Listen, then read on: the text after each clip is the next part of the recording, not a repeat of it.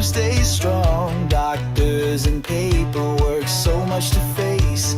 But here you found a safer place. You're not alone, we're standing by your side, helping you through every twist in the ride. With knowledge, care, and a voice that's true, the Disability Digest is here for you. We've walked the path, we've heard the fight, we know the pain that hides from sight. But every story matters, every win is real. Together we rise, together we heal. You're not alone, we're standing by your side, helping you through every twist in the ride. With knowledge, care, and a voice that's true, the Disability Digest is here for you.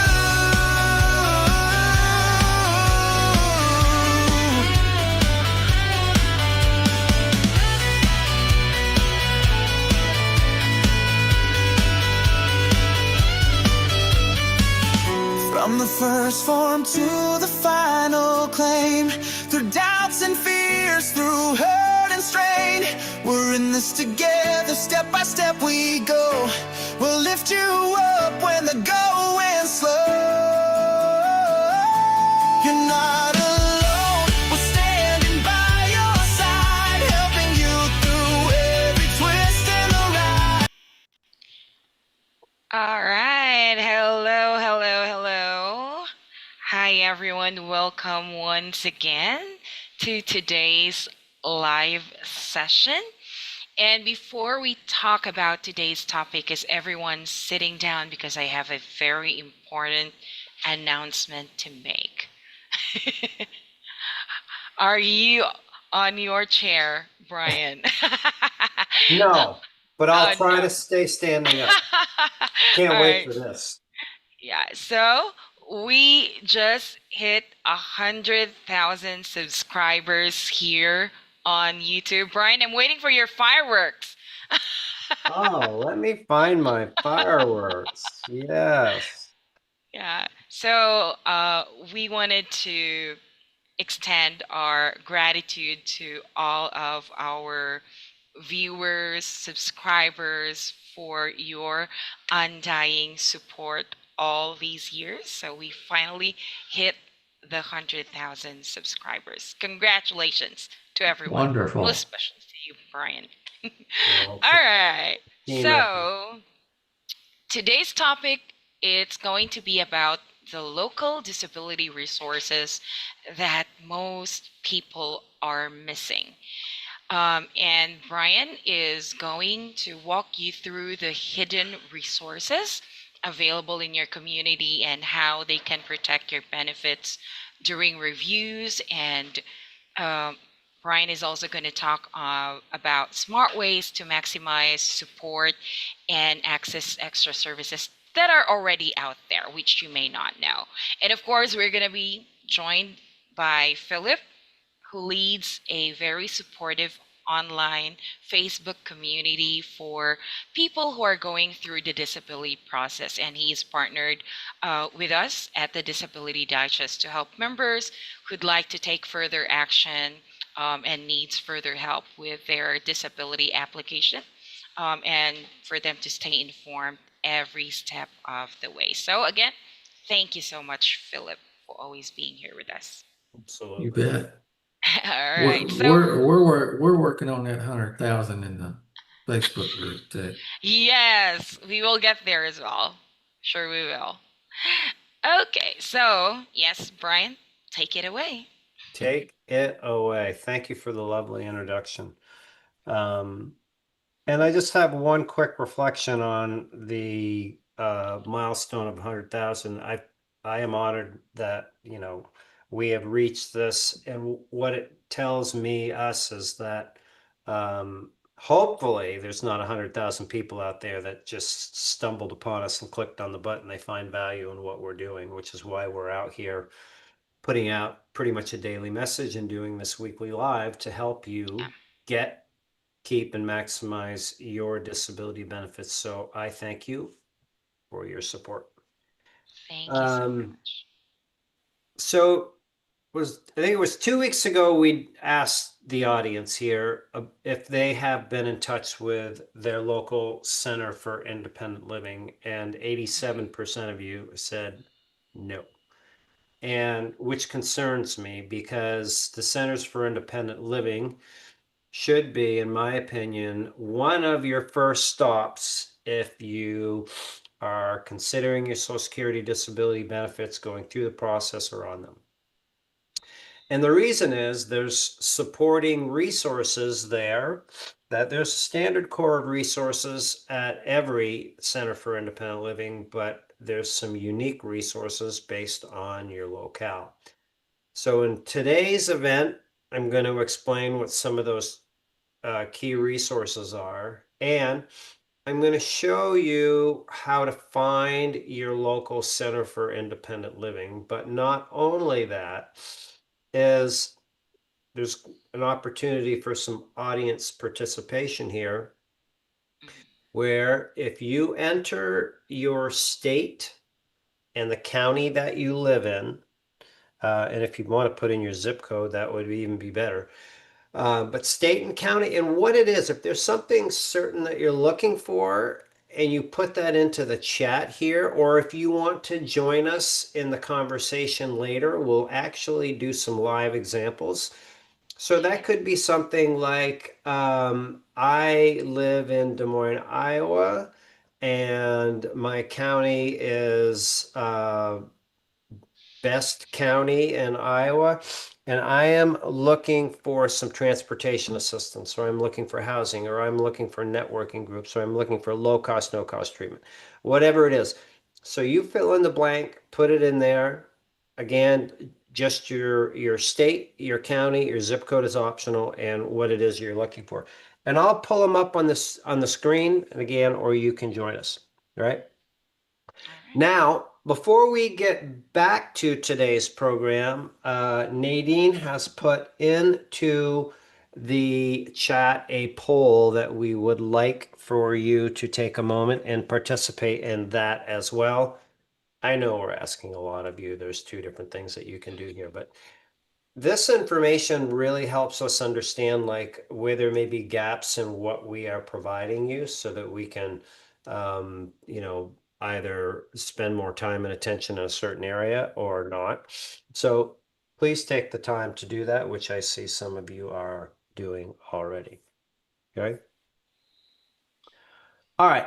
Now, uh, just a moment on what is a Center for Independent Living.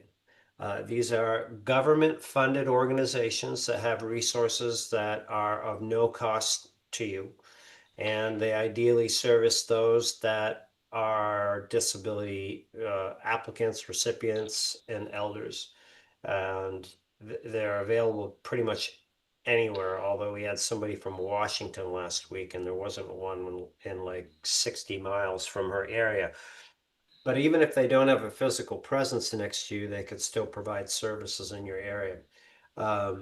And oftentimes they are run by other disability recipients. I know we've had different members here from the Disability Digest that we've interviewed that have been housing counselors at Centers for Independent Living. So as a by the way, if you're looking for like some volunteer activity or something to do, a way to keep busy and kind of test your skills, contacting your local center would be a great place to contribute and make a difference. Okay.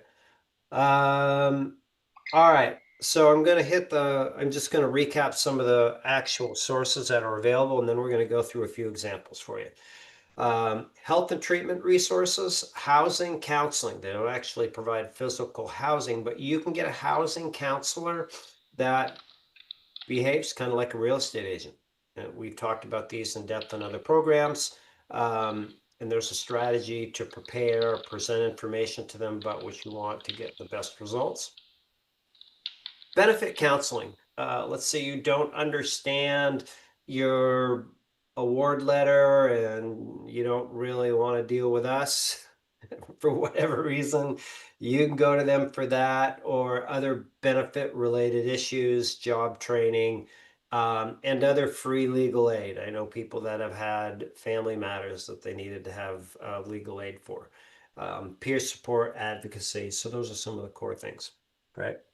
Now, I'm going to share my screen with you folks, and I'll give you a general idea. So this is a link right here. Nadine, I'll put this in chat so you can share it with everybody. And you can use this as your takeaway to learn how to find your Center for Independent Living if we don't cover it for you in this presentation. So what I'm going to do is this green button right here. When it's clicked on, it's going to bring you to a directory, a national directory like this that has a map. And you can zero in on the map and find your local Center for Independent Living. So for example, this is Vermont. And if I click on Vermont, it's going to bring up a map of Vermont like this. So Vermont, there's like 600,000, 636,000 or something like that as a population. I think somebody left yesterday, so maybe it's a little less than that. But you see here, it's pretty densely covered as far as what the centers for independent living are. So when you go to your state, you want to find your local area and you want to click on that local area, and that'll give you the name of the Center for Independent Living. So, like the one in Burlington is the Vermont Center for Independent Living. And what this shows you down below is all of the ones in the state, right? Um, and then if you want to find out more information about what they offer, then you can click on the Vermont Center for Independent Living, and they each have their own individual website. Like this is VCIL, and the services that they provide are listed here. And what's going to be available in Vermont is going to be different in other areas. Home access program is their housing program. So peer advocacy. So I'm going to bounce around a little bit because what I want to show you in this piece right here is just how to find your local center. So I did a similar thing for the great state of Texas, Philip. Yeah. And there's a little zoom in, zoom out button. So there's three in the Austin area. And like if you're way out here in like Odessa, oh, Odessa even has one. But if you're in Fort Davis and there isn't one, there's going to be one that will service that county from another area. So every area is covered.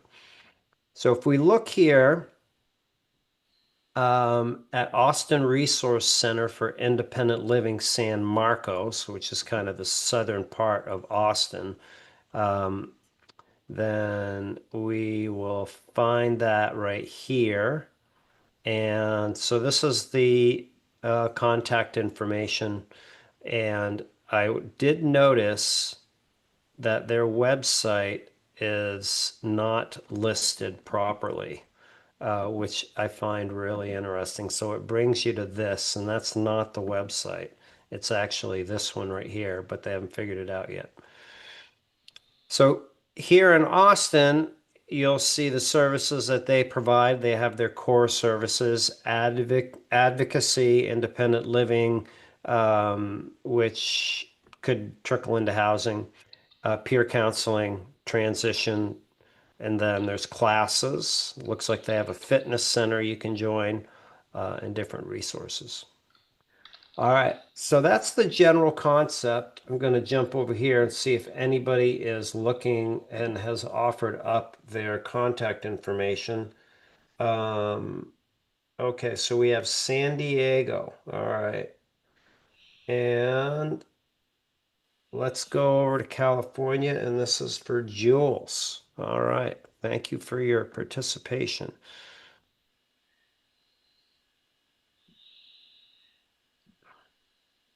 Wow. Loaded in California.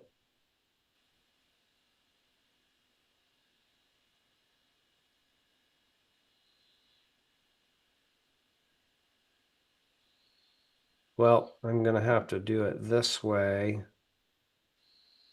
There's a lot down here, and all I'm able to get to right now in this navigation is down to Long Beach. Let me see if I can do this on another screen and then bring it back.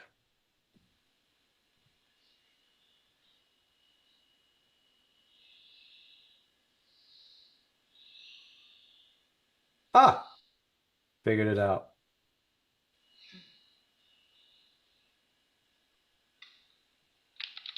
Okay.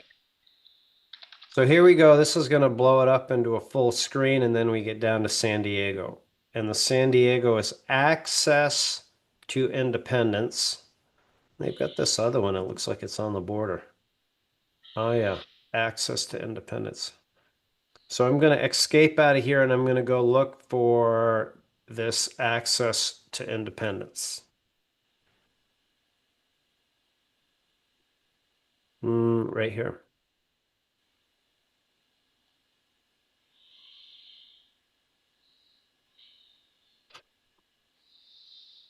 All right, is there anything particular you're looking for? This is the location. And what I will do is I will put this into the chat here. So Nadine, if you would share. Yep, I just shared it to her. Okay. Right. Good.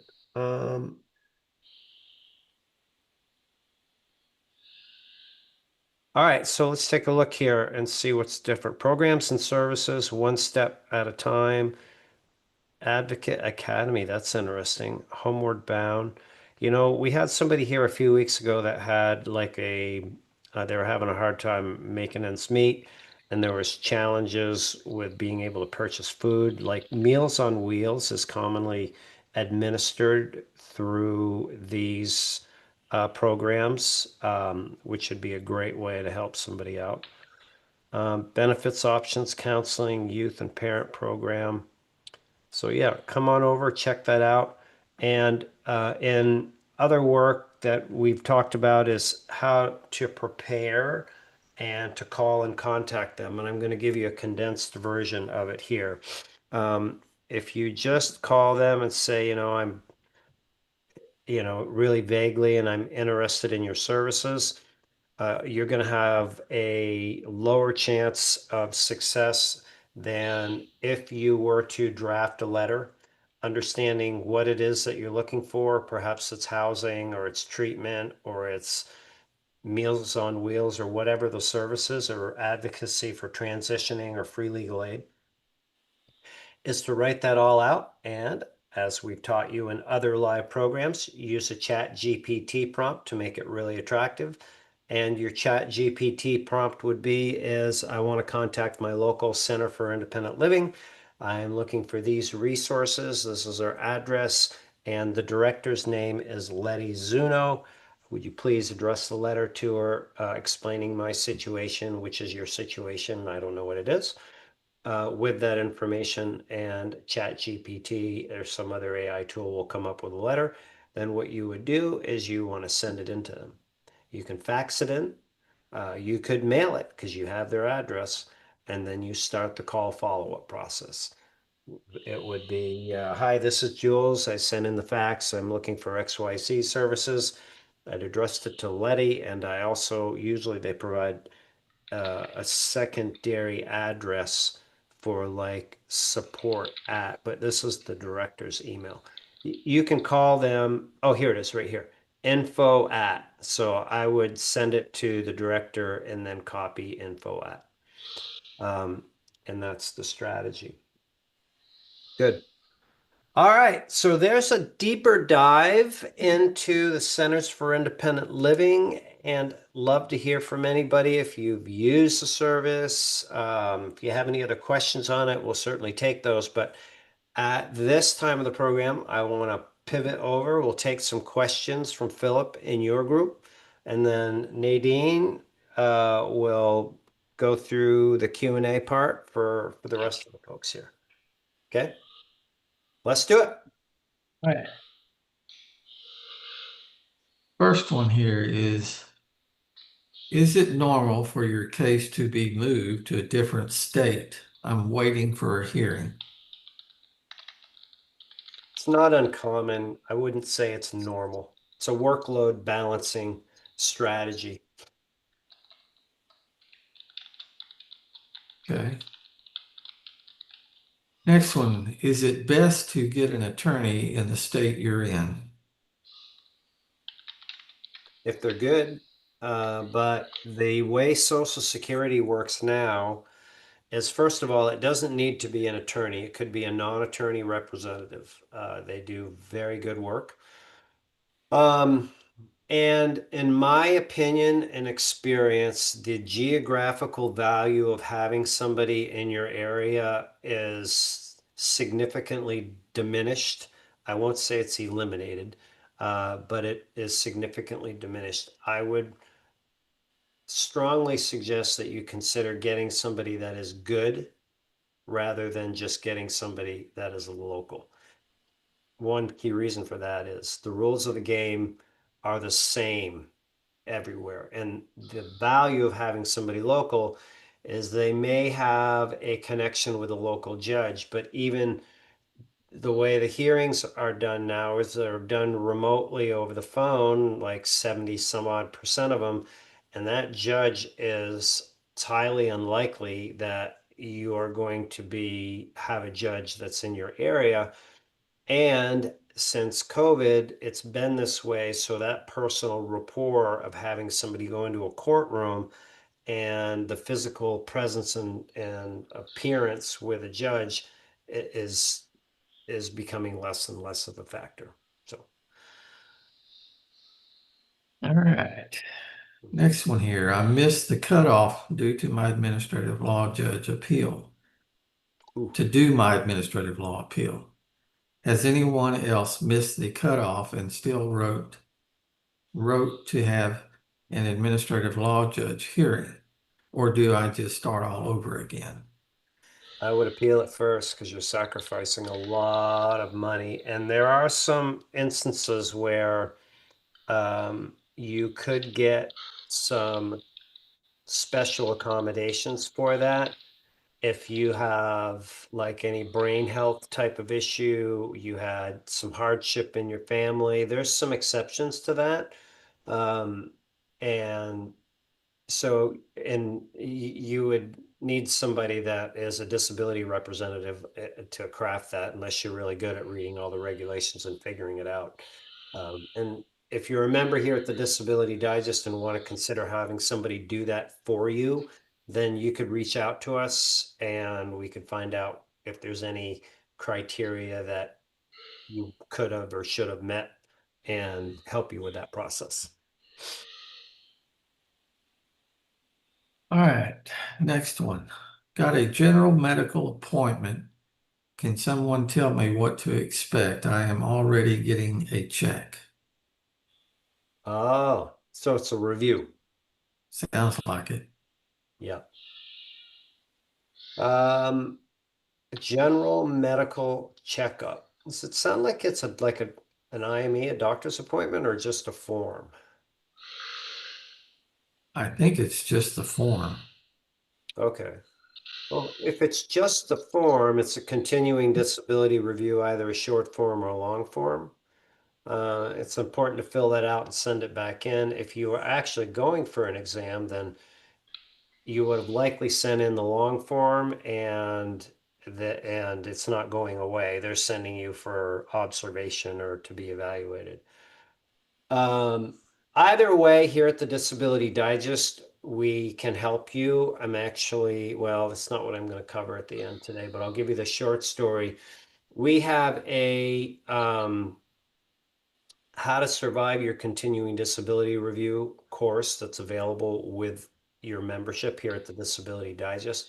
And it has 10 sections in it that will help you understand how to prepare, which it's too late because you already have one. What to do when you get one, those parts you're definitely going to need. And then what to do if something goes wrong and your benefits are actually reviewed. So If you remember here at the Disability Digest and you don't have it, just reply to any of the emails to support at the Disability Digest and ask to have that sent to you. If you're not a member, join and you can still request it. It will show up automatically on like day 6 of your membership. But that is one thing that we can help you with. Now, if it is an actual appointment, a medical appointment, that's also something that we have 7 steps for you to prepare, what to bring, who to bring with you, what to say, what not to say. We do have that as well. So just ask for it and we'll set you up with. All right. Pam says, I have 2 master's degrees and am scared they will automatically deny me, saying I am educated enough to find a job, even remotely. But I can't hold my head up properly. My arms and legs are weak, like I don't understand this, like I either out of for days and end. Will this automatically cause the judge to favor against me? Well, there's a lot of information in a disability decision. I mean, the fact that you are educated shows that you can learn and you can adapt, which they're going to argue that for sure. But if you have solid medical evidence that shows that, yes, I did that at that point in time, and those are things that I have, but right now, I'm not able to do that. So that information that I gathered, that I collected, if I could execute on it, I wouldn't be here. That's the messaging that you need to have and the medical evidence that you need to provide to support that. Okay. Here's Bobby one says, more thing on this, Philip, just sorry to cut you off.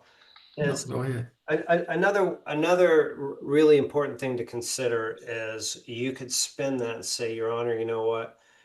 I've worked hard. I understand I'm highly educated and I have all these degrees and I'd love to work. I'd love to use all of this time, effort, and energy that I've invested into these, but right now I'm not able to.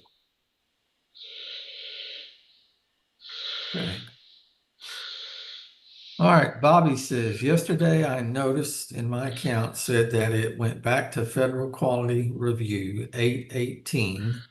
Today it says that it went back to my local office to conduct a non-medical review again. My whole process started in 519 of 25. Is it a good sign that the process was is kind of moved quickly? Started in 19. I don't consider that quickly. I think I know what No, he means, but well, no, it started in 519 of 25. oh, 25. Okay. Yeah.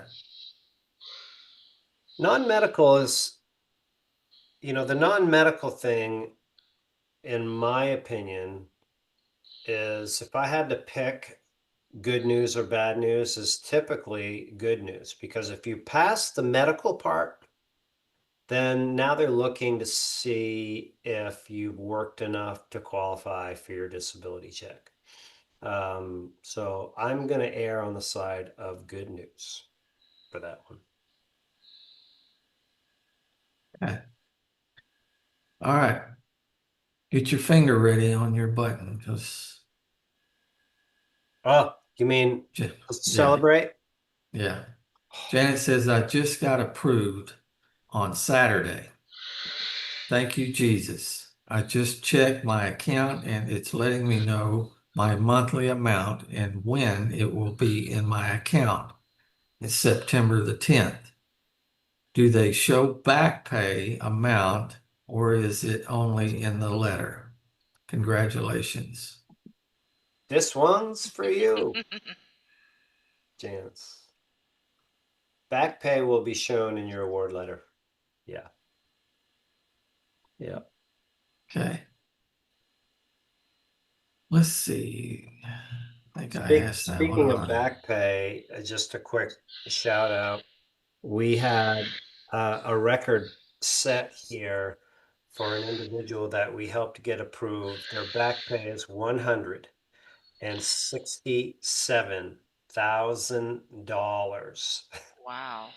Oh, It's good news and it's bad news. I mean, yes, it's great. We were able to get all that money, but I mean, that means that that person has been missing out on, a yeah. significant amount of money for a while. But yeah, that's like, I mean, we've had them in the 120s before, but this one is really looking, that's out there. All right, Nadine, that's it for Facebook stuff today. All right. So, this is the favorite part of everyone because they're going to have the chance to join us live. So, everyone, I'm going to be posting 2 links in the chat right now. So, one is a link for you to join directly through the Zoom app. And then I'm going to be sending another link with join instructions if you wanted to join using your phone and just dial in and call um, using your phone number. Okay, so I Yep. just posted that. And while we wait for someone who would like to join us, just an update on our poll, Brian. So the question that we posted, do you think taking preventative steps could have delayed or prevented you from going on Social Security disability? So 14% of that said that yes, I could have prevented it. 5% said yes, I could have delayed 1 to 2 years or more. And then 50% said no, nothing would have helped. And 32% said they're not sure. So 14, 5, and 50. Mm-hmm. Yep. Interesting. Yep. All right, so I do have a couple of questions here from the chat. One is from Mark Green. He said, where in my approval letter does it say conditions that I have made me approve?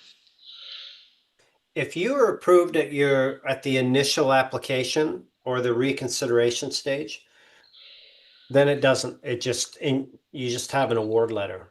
If you go to a hearing and when the judge renders the decision, then it is possible, but not always, that they explain why and the conditions and all the details that you're looking for. Okay. All right, another question here from Aris. He said, Brian, I'm going to ask you a question that is out of topic. If someone is on SSA or SSDI benefits, if they pass away, doesn't SSA pay their family a $255 for funeral expenses here in States and in Puerto Rico? I don't know. No, I've never been asked that one. I don't have the answer. Yeah, Okay. good question. All right. Another question from Deborah. I received my SSI through the initial panel without having to go to court, but I never received Medicare or my school loans wiped out. I've never been treated equal to others on SSI. Well, is it SSI or SSDI? She typed SSI. If it's SSI, Mhm. then you would not be eligible for Medicare. If it's Social Security Disability, SSDI, then yes, you would be. Now, with SSI, you can age into Medicare at age 65, but not as a disability recipient. Okay. Next question. How do I find out which local programs I would qualify for? I expect we're talking about the Centers for Independent Yeah. Living. Yeah, contact them. If it's a low cost, no cost treatment option, I'll use that one as an example. Then they're going to do like a financial analysis, or maybe you've already had that done, to, allow you to get access, or if it's Meals on Wheels. Yeah. So just contact them with a specific service that you're interested in. Okay. Another question here. This is regarding protecting benefits. If my condition changes, should I report it to Social Security or should I wait for a review? The word from our resident industry expert, who, by the way, will be back here on August 27th, that's Attorney James Mitchell Brown, is no. Unless they ask you, you don't have an open file or any activity with them, sending in information just creates something that could not necessarily be what you would like. Okay. All right. So the next question, this is still in relation to Centers for Independent Living. Do these programs cover medical cost, food, or utility bills? Yes. Okay. Yep. So for example, in Vermont, um, where it gets cold in the winter, believe it or not, they have a fuel assistance program and they have Meals on Wheels. What was the third criteria? Is that utility bills? Utility bills. Yeah. Mhm. Yeah.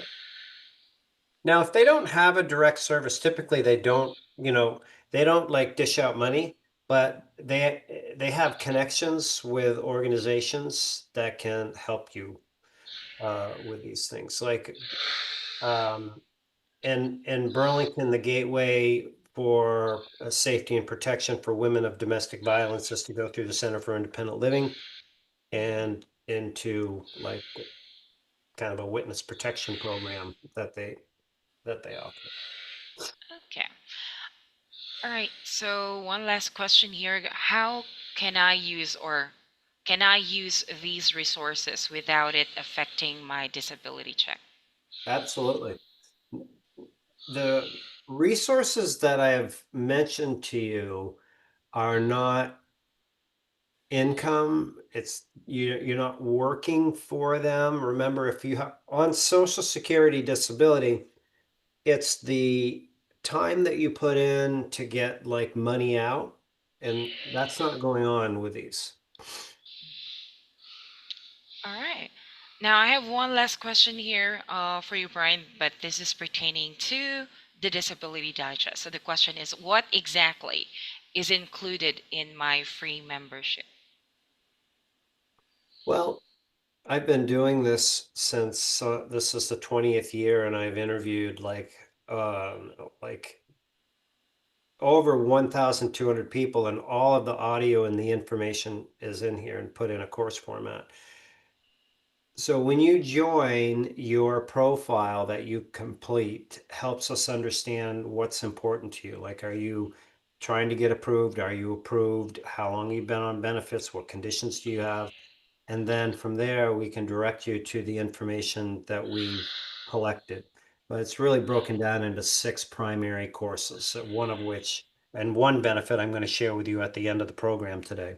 So that's the high level stuff. It's kind of a pushback answer because I don't know your situation, but there is an abundance of uh, information. And if you're like, oh, is this guy right or not? You can just kind of flip back through the YouTube channel, especially the live events, and you can see the people that have been here and that we've interviewed and Yeah. that have helped out. All right. Yeah, those are all the questions for me today. Okay, great. Let's do a quick recap. So for the Centers for Independent Living, Nadine shared with you this link right here. These are the core resources. You can come to that link, click the green button. If you don't want to or didn't listen to the event today, there's a video there that will walk you through how to go and find your local Center for Independent Living. And I would be delighted to hear like feedback. Yes, this work. I've had challenges doing this. Whatever it is, all feedback is good feedback. So that's one. Uh, One benefit I want to share with you as we wrap up here today, this is especially important this time of year, is we have a benefit protection program that we offer those of you that are approved for your disability benefits here. And the benefit protection protects you when you get a review, like the individual that we just talked about. It sounds like they were sent a long form. So how it works is when you get your review, we provide you with the course and an extra layer of support. And that extra layer of support is when you fill out your form to be sent back, we'll review it for you to make sure that it's filled out consistent with the advice that we have in the course, which the course was put together with us for us by attorney James Mitchell Brown. So when it goes back, you make sure that is correct. Now, let's say like the individual that's going to the doctor, or I'm presuming going to the doctor, it doesn't go well and the benefits get denied. Then there's an appeal that's involved in there. We would work on the appeal with you. There's no cost for the benefit protection program. I'll get to the point and how it all works from a money perspective in a moment. If your appeal gets denied and you have to go to court or choose to go to court to fight it, then we'll provide legal services for you to go to court and pay for the first $500. So the benefit protection program is designed for you to have a peace of mind that when you get your review, which most of you do, there's some of you that will never get a review, but when you get your review, that you have us as a resource to help you out. Now, to get into the benefit review program has a requirement, and the requirement is that you are a client of ours and we are managing your healthcare, your Medicare benefits. So we're licensed insurance agents here, and how people get into the program is they request a benefit review. And if we review your benefits, find a plan that works for you, and you choose it, the fact that you are now a client of ours is the gateway to getting into the benefit protection program. So you might be saying, well, all right, I got Medicare and I kind of like to have my benefit protected and all that. So the money part works like this. As insurance agents, your Medicare Advantage plan that you have, 99% of you pay zero premium for it. But we as insurance agents get paid to keep you on the plan. We check in with you once, twice a year to make sure that everything's fine. And insurance companies pay us to keep you in your Medicare plan. So that's how we get compensated. So for doing that, our incentive, of course, is to keep you in your benefits and to keep you in your Medicare plan. We offer the benefit protection program. So that's how that works. And as we are coming into the open enrollment period, the time of the year where if you're on a Medicare Advantage plan, then you can take a look at other options and consider changing. This is a time that if you are interested in something like this and having your benefits reviewed, for you to reach out and have that done. So membership, no charge. Benefit review, no charge. If you get into the benefit protection program, there's no charge. Right. So that's the concluding part of the program. So I will put a link for Nadine to put into the chat here as we wrap up for the benefit protection program. All right. And then I have a few announcements to make. Okay. So next week is a big event. I feel it's a big event. So we have attorney James Mitchell Brown coming back here, and he is going to go through the two very critical forms that Social Security provides individuals when you go through the approval process. And in some instances, one of the forms is included when you get a continuing disability review. So those are the adult function forms. The numbers associated with it is SSA 3373. And what he has agreed to do is to go through question by question and provide directions on how to answer these properly for Social Security. And this is incredibly valuable information. It's like having him come to your living room and do the paperwork for you. So if you or somebody that you know is going through the approval process or concerned about a review and when you might have to answer these, mark your calendars, come back here next week. There's 22 questions on the form. We're going to go through each one, give you the general framework and how to do it. It's incredibly priceless information. Now, for disability applicants, why this is important is not just a form, is it will influence your initial application. If you don't do it right, it's going to really reduce your chances of getting approved. And if you don't do it right, and it reduces your chances of getting approved and you end up going to a hearing, what you put on that form, the adult function form, is what the judge is going to focus the questioning on in and around those questions.